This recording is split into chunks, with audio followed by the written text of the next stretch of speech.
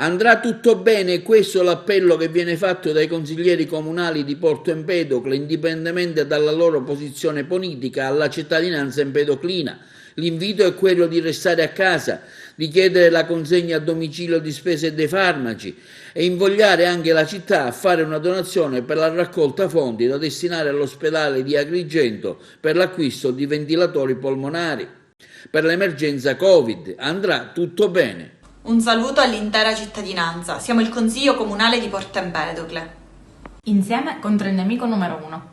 Che oggi attanaglia tutto il mondo, il coronavirus.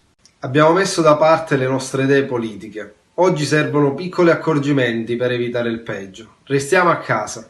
Se avete sintomi o dei dubbi, non recatevi al pronto soccorso, ma rivolgetevi al vostro medico di famiglia, al pediatra o alla guardia medica. Chiamate il 112 soltanto in caso di emergenza. Potete rivolgervi anche ai numeri verdi regionali o al numero 1500 di pubblica utilità del Ministero della Salute.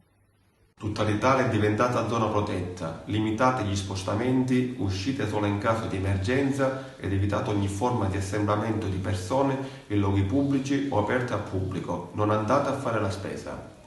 Chiamate le attività commerciali e chiedete la consegna a domicilio. E cosa fondamentale, donate.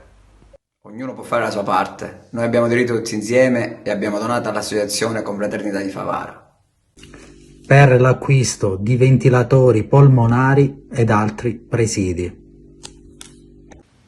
da donare all'ospedale di Agrigento per meglio affrontare un'esplosione da contagio del coronavirus nel nostro territorio. Insieme si può. Stiamo a casa. Non facciamoci prendere dal panico, è il momento che ognuno faccia la propria parte per proteggere e proteggersi. Atteniamoci scrupolosamente alle misure adottate dal governo e soprattutto restiamo a casa.